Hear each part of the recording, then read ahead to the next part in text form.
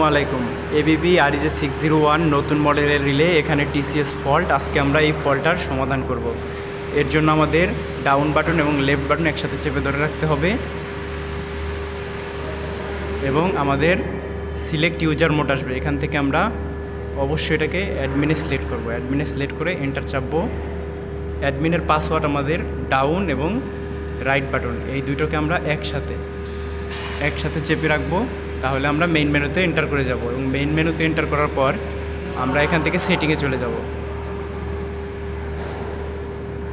Setting থেকে আমরা রাইটে চলে যাব।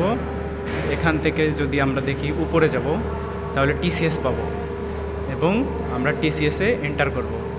টিসিএসে আসলে প্রথমেই যে অপশানটা পাবো টিসিএস ব্লকিং, এখানে আমরা যদি এন্টার করি, এখানে নো আছে, নো থেকে ইয়েস করে দেব। ইয়েস করে দিয়ে এন্টার চাপবো।